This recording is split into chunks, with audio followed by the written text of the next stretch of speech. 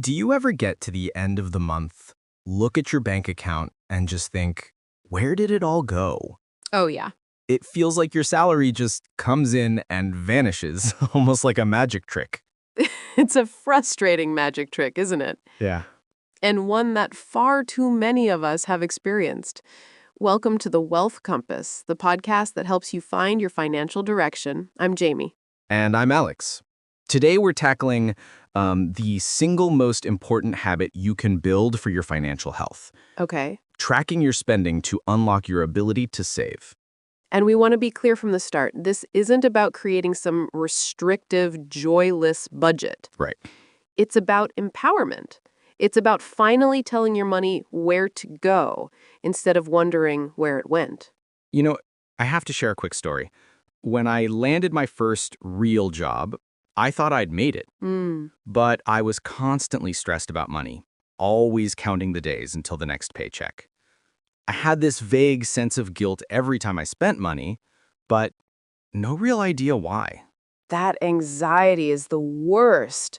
What was the turning point? Honestly, I reluctantly started a spreadsheet.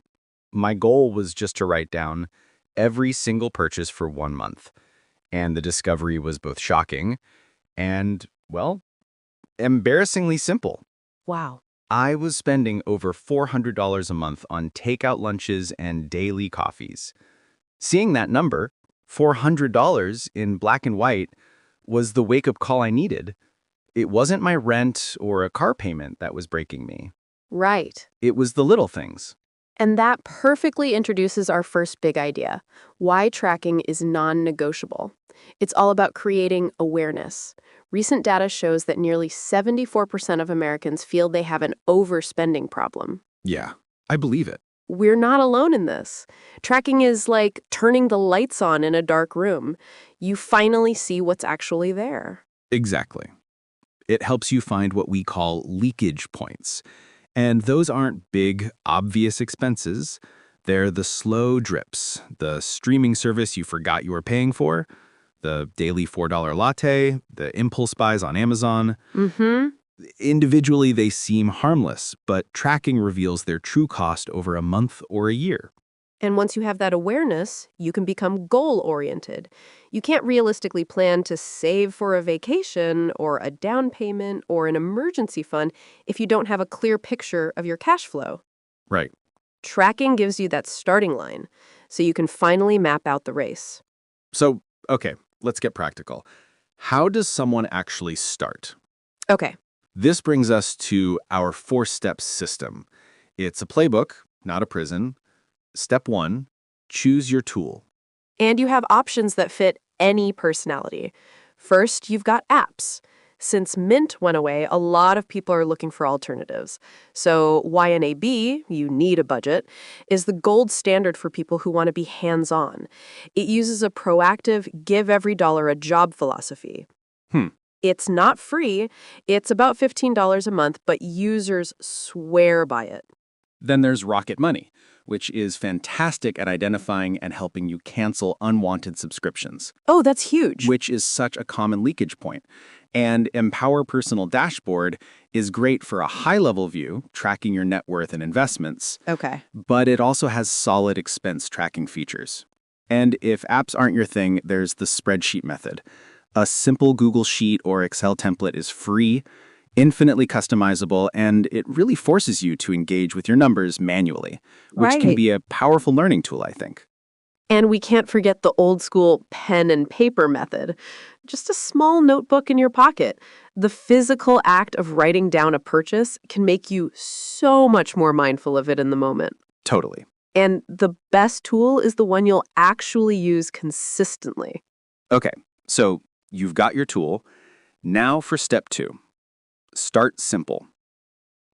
Don't try to track every single category of your life on day 1. No. You'll burn out. My advice, pick just one problem area you suspect, like food and dining, and track only that for 2 weeks. That's it. Make it a manageable win. I love that. And once you've got the hang of it, you can move on to step 3, categorize everything. This is where you get the clarity. Most spending falls into three buckets. First, fixed expenses. Okay. These are the predictable costs like rent or mortgage, car payments, insurance premiums. Then second, variable expenses. These are necessary, but the amounts change. Right. So we're talking groceries, gas, utilities. You need them, but you have some control over the cost. And the third, and I think the most telling category, is discretionary spending. This is everything else. Your wants. Restaurants, shopping, hobbies, Netflix, that daily Starbucks run. Mm-hmm. This is usually the first place you'll find easy opportunities to save. Which brings us to the most important step of all. Step 4, the review session. At the end of every week or month, take 15 minutes. Look at your categories. Just 15 minutes. This isn't about judgment, it's about curiosity. Ask yourself, did my spending this month align with my values? Or what's one change I can make next week? Exactly. It's a data-driven conversation with yourself. Okay, so you're tracking, you're reviewing. Now for the reward. This is the saving part. And the master key to unlocking this is to automate your savings. This is non-negotiable. I mean, human willpower is finite. You can't rely on just remembering to save money. No. You need to build a system. The simplest way is to set up an automatic transfer from your checking account to your savings account for the day after you get paid. Even if it's just $50 to start, make it happen without you. And where should that money go? Not just any savings account. We recommend a high-yield savings account, or HYSA. These are typically online banks that offer significantly higher interest rates than traditional banks. Wow. Right. Right now, many HYSAs are offering over 4% APY. Your money is literally making you more money just by sitting there. It's a no-brainer. And this automation, it's the engine behind the powerful pay yourself first method. The mental shift is profound. Instead of saving what's left after spending, you spend what's left after saving. Yes. Your savings becomes the first and most important bill you pay. It sends a message to your brain that your future is a priority. And to supercharge your motivation, try goal-based saving. Don't have one giant, vague savings pile. Create separate buckets. I love this. You could even nickname your savings accounts. Hawaii trip, emergency fund, new car. When you know what you're saving for, it's infinitely easier to say no to a purchase that doesn't serve that goal. So let's recap the entire playbook. First, you track to gain awareness. Second, you categorize to get clarity. Third, you review to find opportunities. And fourth, you automate your savings to make it effortless. Remember, achieving financial well-being is a marathon, not a sprint. It's built on small, consistent steps that add up to massive change over time. Be kind to yourself. Your call to action today is simple. Yeah. Just start. Download an app, open a spreadsheet, or grab a notebook and track just one category of your spending for the next week. See what you discover. Join us next time when we'll be discussing how to build your first emergency fund and why it's the ultimate financial safety net. But before we go, we want to leave you with a question to reflect on. Now, here's a question we'd like you to think about.